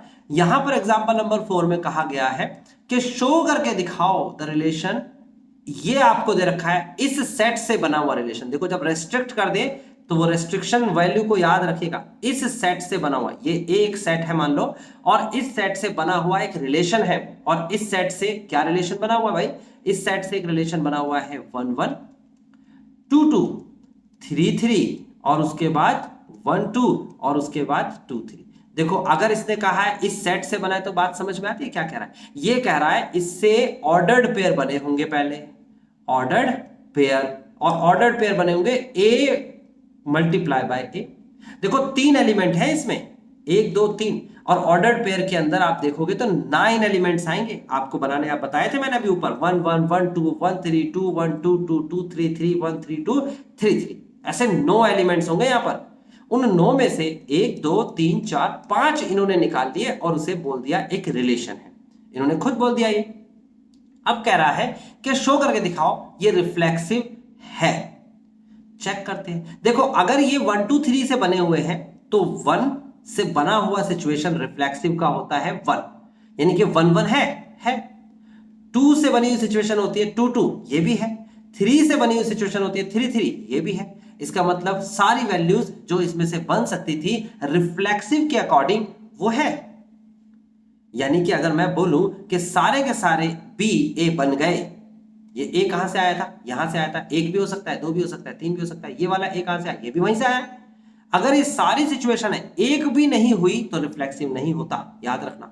मैं फिर से रिपीट कर रहा हूं कि अगर यहां पर एक भी वैल्यू नहीं होती, जैसे सपोज ये नहीं होता, ये होता है, ये होता है, ये होता है, ये सब कुछ होता। आप कहते सर 1 1 आ गया, 2 2 आ गया, 3 3 कहां है भाई, सारी वैल्यूज होनी चाहिए। तो इसका मतलब सारी वैल्यूज है, तो इसका मतलब ये रिफ्लेक्सिव है। So R is reflexive. R is, अच्छा शो क्यों लिखेंगे, इसने कहा शो करके दिखाओ तो शो करके दिखाए थे। हम लिखेंगे 1 1 2 2 एंड 3 3, ऐसे करके लिखेंगे। करली ब्रैकेट में रख देना, बिलोंग्स टू आर, ये तीनों वैल्यूज आर में बिलोंग करती है। सो आर इज क्या होगा हमारे पास, रिफ्लेक्सिव सिमेट्रिक, रिफ्लेक्सिव। ओके, बात समझ में आती है। पहली कंडीशन हो गई। अब कहता है ये शो करके दिखाना है कि नाइदर सिमेट्रिक नॉर ट्रांजिटिव। तो सिमेट्रिक के लिए कंडीशन क्या होती है भाई, मैंने कहा था उल्टा पुल्टा हो जाता है। तो इसका मतलब ये हुआ कि सिमेट्रिक के लिए कंडीशन होगी कि ए बी और बी ए। अब ए बी और बी ए की सिचुएशन देख लेते हैं। अब क्वेश्चन में आप देखोगे, आप लिखोगे 1 2 belongs to R but 2 1 not belongs to R. 1 2 तो है लेकिन 2 1 कहीं नहीं दिख रहा। इसका मतलब so it is R is not symmetric. एक भी कंडीशन नहीं मिली तो नहीं। ओके, आगे बढ़ जाते हैं। आगे आपको कहता है ट्रांजिटिव, और मुझे ट्रांजिटिव की कंडीशन पता है। मैंने कहा कि 1 2 बिलोंग्स टू आर, 1 2। उसके बाद मैंने कहा 2 3 इज बिलोंग्स टू आर। देखो 1 2 भी है और 2 भी 3 भी है। क्या 1 3 है, नहीं दिख रहा आपको, देखो नहीं दिख रहा, कहीं नहीं दिख रहा आपको 1 3। एक भी कंडीशन ने मना कर दिया, आप लिखेंगे so R is not transitive. तो बात समझ में आ गई होगी कि कौन सी कंडीशन है, कौन सी कंडीशन नहीं है। ये बात बिल्कुल क्लियर हो गई होगी। चौथा एग्जांपल हो चुका है, पांचवा एग्जांपल खुद से ट्राई करते हैं। और पांचवें एग्जांपल से रिलेटेड एक नई टर्म इंट्रोड्यूस करी है, नई टर्म्स, उस टर्म को भी हम समझेंगे। पहले पांचवा एग्जांपल समझ लेते हैं। वीडियो को पॉज करें और खुद से ट्राई करें।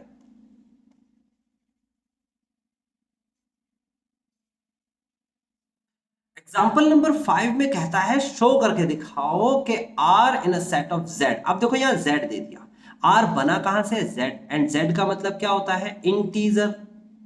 इंटीजर्स में क्या क्या आते हैं सर जी, इंटीजर में 0 आता है, 1 आता है, 2 आता है, 3 आता है, and so on to infinitive तक। -1 आता है, -2 आता है, -3 आता है, and so on to minus infinitive तक। इंटीजर्स याद रखिएगा। यानी कि जो वैल्यू ली है सेट की वो यहां से ली है, ये वो वैल्यू है जहां से सेट बना है। इसमें से निकल के आया है क्या, R इज अ रिलेशन। और R क्या है, A, B, यानी डेसिमल्स नॉट अलाउड। इंटीजर्स मतलब डेसिमल्स नॉट अलाउड। तो कहता है A, B such that 2 divides A minus B, यानी कि 2 डिवाइड्स होता है, किसको डिवाइड करता है, A माइनस B। ठीक है, डिवाइड करता है मतलब कि A कोई यहां से वैल्यू ली गई होगी, A belongs to integer and B belongs to integer. अगर मैंने किसी भी इंटीजर्स में से कोई दूसरा इंटीजर्स लेके घटा दिया तो वो 2 से डिवाइड करना चाहिए, उसे हम रिलेशन बोलेंगे। ठीक है, चेक करते हैं। अगर मैंने यहां पर देखो इंटीजर के अंदर 2 कैटेगरी कर दो, एक कर दो इवन नंबर की, एक कर दो ओड नंबर की। तीसरी कैटेगरी भी कर देते हैं इवन और ओड की, इवन एंड ओड की। ये 3 कैटेगरी कर लेते हैं, इवन की, ओड की और इवन ओड की। यहां पर लिख देता हूं मैं ओनली इवन ओनली ओड। ठीक है, चेक करते हैं। मैंने सिर्फ इवन लिखना है, सिर्फ इवन, चाहे वो प्लस में लिखो चाहे माइनस में। मैंने कहा 2 में से 4 को घटाओ, देखो ना घटाना है, याद रखना, ए में से बी। मैंने लिखा 6 में से घटाओ माइनस के 2 को लो, माइनस का 2 घटा दिया भाई, प्लस में से माइनस घटा दिया, तो मैंने कहा घटा देते हैं, चलो घटाते हैं तो आंसर आएगा -2, यहाँ घटाएंगे तो आंसर आएगा 8। ऐसे कुछ भी किसी भी इवन नंबर में से किसी दूसरे इवन नंबर को घटाओगे तो इवन में से इवन घटाने पे आंसर इवन ही आता है। आप कोई भी वैल्यू घटा लो, चाहे प्लस में हो चाहे माइनस में हो, इवन में से इवन घटाएंगे तो आंसर इवन ही आएगा। अगर मैं कहता हूं ओड की बात करता हूं तो 1 में से 3 को लेस करूंगा -2 आएगा। अगर मैं 5 में से माइनस का 1 लेस कर देता हूं चलो तो आंसर 6 आएगा। अगर मैं ओड में से ओड को घटाऊंगा तो भी आंसर इवन आता है। ये देखो यूनिवर्सल ट्रूथ है, बात याद रखिएगा। लेकिन अगर इवन और ओड की बात करता हूं, जैसे कि मैंने 3 में से 1 घटा दिया, 3 में से 1 घटा दिया तो दोनों ये ऑब्वियसली बात है इवन ओड है ही नहीं, तो क्या करेंगे, जैसे कि मैंने 3 में से 2 घटा दिया, ये ओड है ये इवन है, ओड में से इवन घटाया, इवन में से ओड घटाया तो आंसर ओड नंबर आएगा। यानी कि इसका मतलब कि ओड में से इवन घटाओ या फिर इवन में से ओड घटाओ, आंसर जो आएगा वो ओड नंबर होगा। ये यूनिवर्सल ट्रूथ है जो आपको आपके सामने आता है। अच्छा जी, अब 2 से डिवाइड होने वाली संख्या तो इवन होती है, यानी कि यहां पर भी 2 से डिवाइड हो सकता है, यहां से भी 2 से डिवाइड हो सकता है, यहां पर 2 से डिवाइड नहीं हो सकता। इसका मतलब यह हुआ सीधा सीधा कि इवन में से इवन को घटाएंगे तो वो 2 से डिवाइड हो जाएगा, ओड में से ओड को घटाएंगे तो वो 2 से डिवाइड हो जाएगा। ये रिलेशन सेटिस्फाई कब हो रहा है, जब इवन में से इवन घटा रहे हैं, जब ओड में से ओड घटा रहे हैं। ठीक है, सारी बातें हमें समझ में आ गई। अब हम अपने टॉपिक पे चलते हैं। पूछ क्या रहा, ये सारी बातें थोड़ी पूछ रहा था, ये बातें तो हमारे बैकग्राउंड में चल रही थी, मेरे दिमाग में चल रही थी। एक टीचर के दिमाग में इतनी सारी बातें चल रही होती है जब वो क्वेश्चंस पढ़ता है, याद रखना। और वो जो मेरे दिमाग में चल रहा था मैंने आपको लिख के दिखा दिया। अब आप आगे बढ़ते हैं। कहता है इक्विवेलेंस रिलेशन बनाइए। ठीक है, बड़ा आसान है। कहता है इक्विवेलेंस रिलेशन में सबसे पहला रिलेशन होता है रिफ्लेक्सिव। रिफ्लेक्सिव क्या कहता है आपसे, वो कहता है अगर रिलेशन जो है वो है belongs to A comma B, और ये कहता है कि a minus B is upon में 2, दिस इज द रिलेशन। देखो यही दे रखा है, a माइनस बी डिवाइड करता है 2 से। तो अभी क्या कहता है, रिफ्लेक्सिव में पुट कर लेते हैं जी, क्या पुट कर लेते हैं, b बराबर a, तो नया रिलेशन बन के आएगा। This is a new relation, new relation is r belongs to a comma a, यानी कि जो रेंज है वहां पर कौन आके बैठ गया, डोमेन आके बैठ गया। बिल्कुल सीधा सीधा बात समझिएगा, हर क्वेश्चन में यही होगा, एक्सरसाइज में भी यही होगा स्टूडेंट। यहां पर आपको क्या करना है, सीधी सीधी बात लिखनी है कि a में से a को घटाएंगे, डिवाइड 2 से करेंगे, तो आप कहेंगे सर जी हाँ डिवाइड तो हो जाएगा। क्या हर संख्या से डिवाइड हो जाएगा, हाँ सर, क्योंकि अगर मैंने यहां इवन नंबर रखा तो इवन में से इवन घटाएंगे तो भी डिवाइड होगा, अगर मैंने यहां ओड नंबर रखा ओड में से ओड घटाएंगे तो भी डिवाइड होगा। सारी संख्या डिवाइड कर रही है, so it is, so R is reflexive. Reflexive, okay, बात समझ में आती है। दूसरे केस पे चलते हैं, ध्यान से समझना। दूसरा केस है हमारे पास सिमेट्रिक कंडीशन, सिमेट्रिक। अब सिमेट्रिक के लिए कंडीशन क्या होती है भाई, r belongs to a comma b such that a minus B upon में 2। ये तो क्वेश्चन है, देखो इसमें तो कोई दिमाग लगाने नहीं। अब मैंने कहा कि a और b तो ऐसी संख्या ली गई है जो कि घटाने के बाद 2 से डिवाइड पूरी तरह हो जाती है। दिस इज अ क्वेश्चन, मेरे को सिमेट्रिक कंडीशन सेटिस्फाई करनी है, तो मैं पुट करूंगा a बराबर b एंड b बराबर में a। तो नया रिलेशन जो बन के आएगा वो बन के आएगा b कोमा a, और b कोमा a रिलेशन मतलब कि b माइनस a अपॉन में 2। अरे भाई सीधी सीधी बात है कि a और b दोनों के दोनों या तो इवन रहे होंगे या ओड रहे होंगे।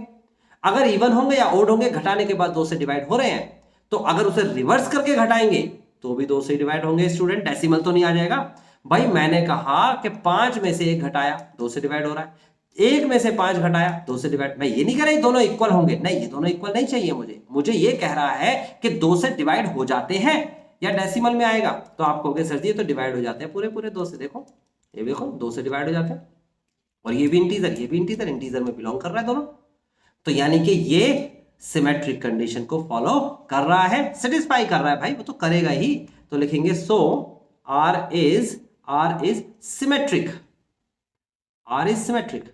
अब बात करते हैं तीसरे नंबर की। तीसरा नंबर है ट्रांजिटिव। ट्रांजिटिव क्या होता है स्टूडेंट, उसमें कहा गया है r belongs to a comma b such that a minus B divide by 2 put करेंगे। क्या पुट करेंगे, ए की जगह पर बी एंड बी की जगह पर C. C is the another value. याद रखना वो वैल्यू जो कंडीशन को सेटिस्फाई करे, अपनी मर्जी नहीं चलानी। देखो कैसे आपको सेटिस्फाई करती हुई वैल्यू मिलेगी, आर एक रिलेशन बनाएगा बी कोमा सी का, और ये ऐसा रिलेशन बनाएगा कि बी में से सी घटाए तो 2 से डिवाइड होना ही चाहिए। देन चेक तो हम ये करेंगे कि क्या ए कोमा सी भी डिवाइड करेगा, यानी कि ए माइनस सी डिवाइड बाय 2 है कंप्लीटली। तो हम चेक कर लेते हैं। अब मुझे तो समझ नहीं आ रहा कि होगा कि नहीं होगा, तो मैं क्या करता हूं, मैं यहां पर लिखूंगा a बराबर 1 b बराबर 5। तो 1 में से 5 घटाया डिवाइड बाय 2 किया तो आंसर आ गया मेरे पास माइनस का 2। देखो माइनस का 4/2 डिवाइड हो रहा है, पूरा पूरा डिवाइड हो रहा है और एक इंटीजर बन के आता है। b की वैल्यू तो 5 पहले ही घोषित कर दी गई है, देखो ये रहा b की वैल्यू 5, c की वैल्यू रख देते हैं हम 7। याद रखना ऐसी वैल्यू रखनी है जो 2 से डिवाइड हो, ऐसी वैल्यू रखनी है। 7 रख सकते हैं, 6 नहीं रख सकते। तो 7 रखेंगे तो माइनस का 2/2 माइनस का 1 डिवाइड हो रहा है, पूरा पूरा बिल्कुल सही है। सी की वैल्यू 7 आ गई। अब मुझे कहता है ए में से सी घटाओ, तो ए की वैल्यू कितनी थी भाई, 1 थी। सी की वैल्यू कितनी बताई अभी मैंने, 7 बताई। डिवाइड बाय 2 करेंगे तो कितना आएगा, माइनस का 3। यस बिल्कुल क्लियर, आंसर आ गया, यानी कि पूरा पूरा डिवाइड होता है। So it is transitive, R is transitive, और इसीलिए कहेंगे hence R is equivalence relation. तो बात क्लियरली समझ में आ गई आपको, इक्विवेलेंस रिलेशन क्या होता है ये समझ में आ गया, कैसे डेरिव करा ये समझ में आ गया। इसकी तरीके से आप लिख सकते हो, मेरे तरीके से आप लिख सकते हो, अदरवाइज तो ऑप्शन मिलेगा, ऑप्शन में तो किसी के तरीके से ही लिखना। इक्विवेलेंस शो वाला क्वेश्चन ही नहीं आएगा, चेक करने के लिए आएगा, ऑप्शन में से कौन सा मैच करेगा तो आप जवाब देंगे उसे। पहला ऑप्शन आएगा रिफ्लेक्सिव है, दूसरा आएगा सिमेट्रिक है, तीसरा आएगा ट्रांजिटिव है, चौथा आएगा आपके सामने कि इक्विवेलेंस है। तो आप इक्विवेलेंस पे निशान लगा के आ जाएंगे क्योंकि तीनों है, इसका आंसर मिल गया। चलिए अब इससे रिलेटेड मैंने कहा था एक नया कॉन्सेप्ट इंट्रोड्यूस हुआ है स्टूडेंट, पहले आप इस कॉन्सेप्ट को खुद से पढ़ें। ये कॉन्सेप्ट वीडियो को पॉज करके यहां से लेकर और पूरी बात पढ़ेंगे स्टूडेंट, यहां तक पढ़ेंगे। देखो ये पूरी बात, एक एक शब्द आप पढ़ेंगे और आपको डेफिनेटली बहुत सारी बात समझ में आ जाएगी, कुछ बातें समझ में नहीं आएंगी तो मैं क्लियर करूंगा। पहले खुद से पढ़ें फिर मैं आगे बात करता हूं।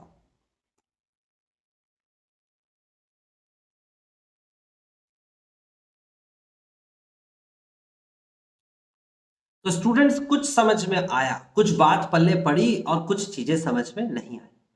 तो इस पूरे के पूरे कंटेंट का ओवरऑल व्यू क्या है समझते हैं। लिखा है इन एग्जाम्पल 5, अभी अभी हमने किया और उस एग्जाम्पल को याद रखिएगा। क्या एग्जाम्पल था, ए में से बी को घटाएंगे तो डिवाइड होना चाहिए पूरा पूरा 2 से, और ए और बी रिप्रेजेंट करता है यानी कि बिलोंग करता है जेड, जेड का मतलब इंटीजर से। ओके, कहता है note that all even integers are related to 0, are related to 0. This is the new term introduced, related to, ये टर्म इंट्रोड्यूस हुई है, यानी कि ये कहना चाहता है कि अगर a में से b को घटाऊं और 2 से डिवाइड करूं, अगर मैं कहूं कि all even integers, यानी कि इवन इंटीजर्स एक तरफ, इवन इंटीजर्स मतलब कि 2 हो सकता है, 4 हो सकता है, 6 हो सकता है, 8 हो सकता है, ऐसे ही -2 हो सकता है, -4 हो सकता है, -6 हो सकता है, -8, कुछ भी ले लो। अगर मैं इवन इंटीजर्स के साथ एक फिक्स टर्म रखूं 0, तो डिवाइड करेगा 2 से।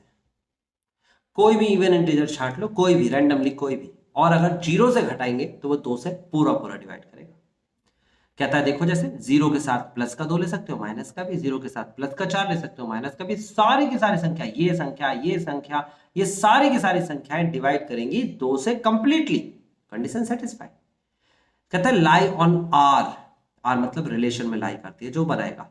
कहता है no odd integer is related to 0, यानी कि यहां पर इवन की जगह अगर मैं ओड बनाता हूं, देखो 1 में से 0 घटाऊंगा नहीं डिवाइड कर रहा, 3 में से 0 घटाऊंगा नहीं डिवाइड कर रहा, 5 में से 0 घटाऊंगा नहीं डिवाइड कर रहा, यानी कि ये सारे के सारे कोई भी एक नंबर भी रिलेट नहीं कर रहा। ओके, यानी कि 1 0 3 0 ऐसे रिलेट नहीं कर रहे। कहते हैं डू नॉट लाई आर, यानी कि लाई, आर का मतलब रिलेशन, रिलेशन में लाई नहीं करते। Similarly all odd integer are related to 1, देखो यहां 1 लिखा है, यानी कि जैसे इवन के साथ हुआ ऐसे ओड के साथ भी होगा भैया। ओड इंटीजर क्या होते हैं, ओड इंटीजर्स क्या होते हैं? ओड इंटीजर्स होते हैं आपके पास 1 है, 3 है, 5 है, 7 है, ऐसे ही -1 है, -3 है, -5 है। इन सभी के साथ अगर मैं 1 घटा दूं और 2 से डिवाइड करूं तो कंडीशन सेटिस्फाई होगी। चेक कर लो, 3 में से 1 घटाया 2 से डिवाइड हो रहा है, 5 में से 1 घटाया 2 से डिवाइड हो रहा है, 7 में से 1 घटाया 2 से डिवाइड हो रहा है। कुछ भी घटा लो, -5 में से 1 घटाया 2 से डिवाइड हो रहा है, करके देख लो, -6/2 -3। चलो, इसकी ये बात भी समझ में आती है। फिर क्या कहता है? कहता है no even integer is related to 1। 1 के साथ इवन इंटीजर रिलेट नहीं कर रहा, यानी कि अगर कोई इवन नंबर में से 1 घटाएंगे तो वो रिलेट नहीं कर रहा। ठीक है, therefore capital E of all even integer, इन्हें खुद नाम दे दिया, कैपिटल ई नाम दिया इवन इंटीजर्स को, and capital O is odd integer. E और ओ नाम दे दिया ताकि कंडीशन में कोई कंफ्यूजन ना हो और आपको चीजें समझ में आए। तो ई का मतलब इवन, ओ का मतलब ओड। वैसे इवन और ओड के कोई स्टैंडर्ड नोटिफिकेशन नहीं होते, तो ई और ओ बोल दिया। ठीक है, कहता है ये दोनों के दोनों सबसेट हैं Z के, और मैंने बताया था इंट्रोडक्शन में, समझिएगा सबसेट क्या होते हैं। सेटिस्फाई द फॉलोइंग कंडीशन, ये सबसेट हैं और सेटिस्फाई करते हैं 3 कंडीशन। पहली कंडीशन क्या है? ऑल एलिमेंट ऑफ ई, यानी कि सारे के सारे even number are related to each other. Each other मतलब कि ये अपने आप को रिलेट करते हैं, मतलब कि 2 से 4 घटाया जा सकता है, 2 से 6 घटाया जा सकता है, 2 से 8, सबके सब 2 से डिवाइड कर रहे हैं। 2 से डिवाइड करना इज अ क्वेश्चन ऑफ 5, है ना। क्वेश्चन नंबर 5 2 से डिवाइड करना है।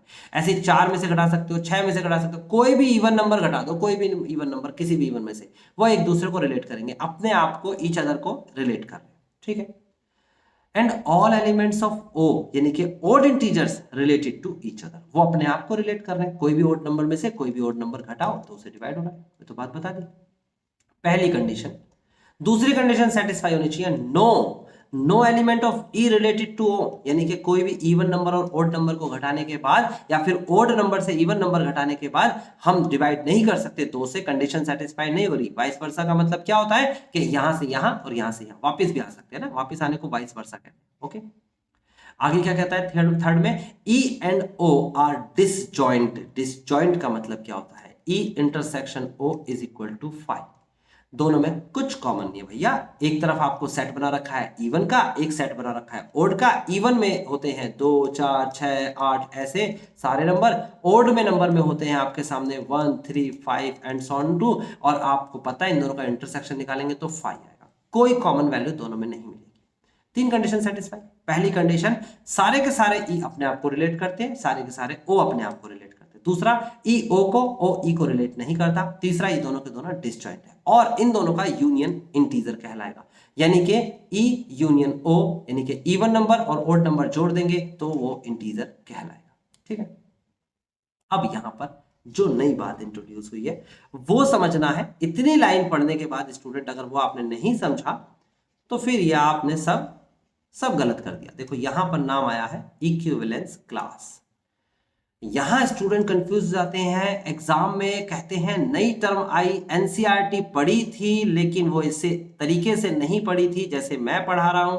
यानी कि अगर पढ़ोगे तो एक एक शब्द का मतलब निकालो। इक्विवेलेंस क्लास एक भी क्वेश्चन में नहीं है एक्सरसाइज के, लेकिन एनसीईआरटी में तो है, और एनसीईआरटी का ज्ञान ही कॉम्पिटिटिव एग्जाम्स में आता है। तो इक्विवेलेंस क्लास एक नई टर्म इंट्रोड्यूस हो गई। कौन कौन सी टर्म्स पढ़ी आपने? Empty relation, universal relation, equivalence relation. और इक्विवेलेंस रिलेशन कब होता है? जब वो रिफ्लेक्सिव है, सिमेट्रिक है, ट्रांजिटिव है। अब एक नई टर्म आई है इक्विवेलेंस क्लास। क्या होती है इक्विवेलेंस क्लास? कहता है subset E is called the equivalence class containing zero. Zero के साथ कंटेन करता हुआ and is denoted by this. तो इक्विवेलेंस क्लास यहां पर क्या होगा? ई के लिए subset of E equivalence class में क्या दिखाएगा? इस तरीके से दिखाएगा जीरो को, यानी कि जीरो के साथ कोई भी ई का मतलब इवन नंबर के कोई भी इवन नंबर में से जीरो हटाओगे तो कंडीशन को सेटिस्फाई करना है। ऐसे ही आगे कहता है similarly O is the equivalence class containing one. वो वन के लिए है, यानी कि सबसेट जो आपको बनाया हुआ है of O equivalence class is one. One उसकी इक्विवेलेंस क्लास होगी। तो ऐसा क्वेश्चन पूछेगा कि इसकी इक्विवेलेंस क्लास क्या है? तो इक्विवेलेंस क्लास मतलब जो हर कंडीशन के वैल्यू को सेटिस्फाई करे वो इक्विवेलेंस क्लास में आ जाती है, उसकी क्लास बन जाती है जो इक्विवेलेंस को दर्शाती है। कहता है note that O 0 is not equal to 1 और 0 का मतलब 2r है और 1 का मतलब 2r+1 है। r की वैल्यू क्या है, कोई भी इंटीजर रख दो, सेटिस्फाई होगा। तो आई थिंक आपको बातें समझ में आ रही है। इसी बात को इन्हें दोबारा से एक्सप्लेन किया है, अलग तरीके से एक्सप्लेन किया है और ये लिखा है ऑल एलिमेंट ऑफ ए आई, ये जनरल टर्म है, यानी कि जो टर्म्स आपको स्पेसिफिक एक क्वेश्चन के लिए एप्लीकेबल की है, ये ए स्पेसिफिक टर्म है, इवन ओड स्पेसिफिक क्वेश्चन के लिए यूज हो रहा है। जो भी हमारा क्वेश्चन था वो था a-b/2, ऐसा हर किसी पर एप्लीकेबल हो इसके लिए इन्हें एक जनरल रूल तैयार किया है and this is general rule. इसको भी वैसे ही तरीके से पढ़ लीजिए। यहाँ लिखा है A I are related to each other and for I, कहता है नो ए आई कहता है related to any other of I A J, यानी कि आई का एलिमेंट जो जे के एलिमेंट में रिलेट नहीं करता। ये तो थी दूसरी कंडीशन। और यहां पर ए आई लिख देना। ए आई का यूनियन जब निकालेंगे तो एक्स आएगा, एक्स मतलब कि कंप्लीट वैल्यू जो भी आपको दे रखा हो, जैसे यहां पर इंटीजर दे रखा था जेड और इंटरसेक्शन बराबर 5 आएगा और i is not equal to j। ये कंडीशन अगर आपको जनरल रूल समझ में नहीं आ रहा है तो इसको फिर से देखो। यही जनरल रूल जो है इसे ये स्पेसिफिक रूल है, एक क्वेश्चन पे इस्तेमाल होने वाला रूल, और ये हर क्वेश्चन पर इस्तेमाल होने वाला रूल है। एक ही चीज को दोबारा लिखा है। तो स्टूडेंट आपको इक्विवेलेंस क्लास समझ में आ गई और यहां पर समझ में आ गया रिलेटेड टू वर्ड के रिलेट का मतलब क्या होता है। रिलेट का मतलब होता है जो क्वेश्चन में स्टेटमेंट दे रखी है उसको रिलेट करें। अलग अलग क्वेश्चन में रिलेटेड टू का मतलब अलग अलग वैल्यू होगा, ठीक है। इसके रिलेटेड एक क्वेश्चन दे रखा है आपको और यहां पर दे रखा है एग्जांपल नंबर 6। अब स्टूडेंट जल्दी से पहले खुद से ट्राई करो और फिर उसके बाद मेरे को बताओ कि आपसे ये क्वेश्चन हुआ। एग्जांपल 6 लास्ट एग्जांपल है आज की एक्सरसाइज का, फिर उसके बाद आप अनसॉल्व एक्सरसाइज खुद करोगे। आज की क्लास का हमारा लास्ट एग्जांपल है, करके दिखाओ जल्दी से।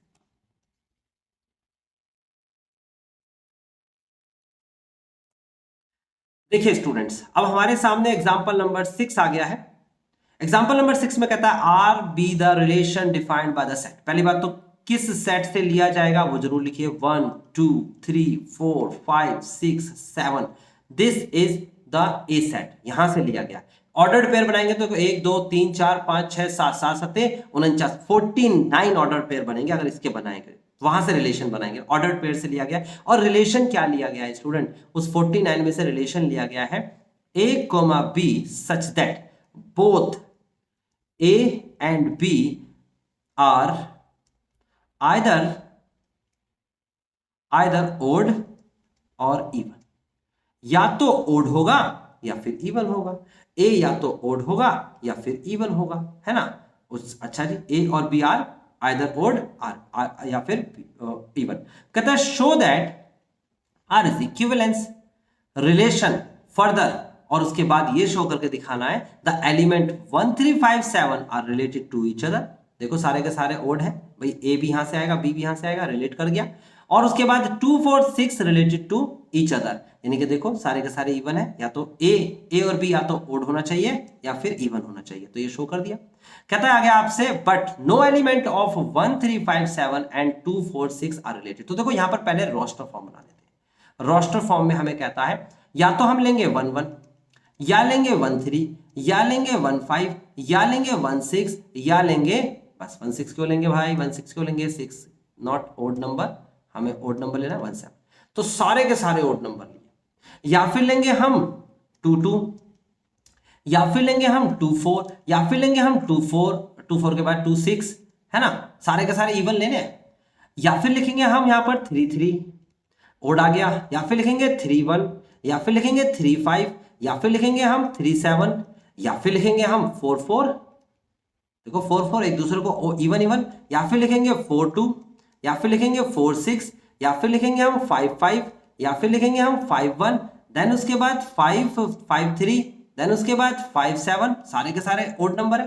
फिर 5 के बाद आता है 6 6 इवन इवन, फिर 6 2 इवन, फिर 6 4 इवन, फिर उसके बाद 7 7 ओड नंबर, 7 1, और उसके बाद 7 3, और उसके बाद 7 5। मैंने सारे नंबर लिख के दिखा दिए। This is the relation. अब कहता है कि अगर ये रिलेशन इससे बनाया है, ऑफ कोर्स इससे बनाया मैंने और इसको देखते हुए बनाया, तो क्या अगर आप 1 3 4 5 7 से रिलेशन बनाएंगे तो क्या वो सारे के सारे एक दूसरे को रिलेट करेंगे? हाँ भाई, सारे के सारे ओड नंबर के रिलेशन को रिलेट करेंगे। 1 3 1 5 1 7 3 1 3 5 3, सारे ओड नंबर के रिलेशन को सेटिस्फाई करेंगे। और अगर हम बात करते हैं 247 246 की, तो ये रिलेट करेंगे अपने आप। लेकिन कोई भी एलिमेंट ऐसा नहीं है जो 1357246 से रिलेट कर रहा है, कोई ऐसा नहीं। तो यहां पर इस बात को अच्छे से डिफाइन किया है, आप इसे एक बार पढ़ लेना, पढ़ने के बाद इसका मीनिंग निकाल लेना। आई थिंक आपको डेफिनेटली सारी बात समझ में आ जाएगी, तो ये भी समझ में आएगा कौन सी चीज इसे रिलेट कर रही है। तो देखो यहां पर लास्ट में क्या लिखा है वो बहुत इंपॉर्टेंट है। इक्विवेलेंस रिलेशन बनाना तो आसान था, कहता है further all element of this related to each other, all elements of this related to subset of odd number. तो यहां पर इक्विवेलेंस क्लास क्या आएगी, ओड नंबर। सिमिलरली यहां पर इसका रिलेटेड क्या होगा, रिलेटेड टू इवन नंबर, तो यहां पर इक्विवेलेंस क्लास क्या आएगी, इवन नंबर। और no element related to this and this, समझ में आ गया, while element this is are even, तो ये इवन है और ये ओड है, तो कोई एलिमेंट रिलेट नहीं कर रहा। तो आई थिंक आपको रिलेटेड टू का मतलब भी समझ में आ गया और ये क्वेश्चन भी फिनिश हो गया। अब आपके सामने स्टूडेंट है हमारे सामने 1.1 एक्सरसाइज। आई होप कि अब ये एक्सरसाइज आपसे हो जाएगी। इसमें टोटल 16 क्वेश्चन है स्टूडेंट्स, देखिए ये रहे 16 क्वेश्चंस, और मैं आशा करूंगा कि आप ये सारे के सारे 16 क्वेश्चन बड़े मन से करेंगे, तसल्ली से करेंगे।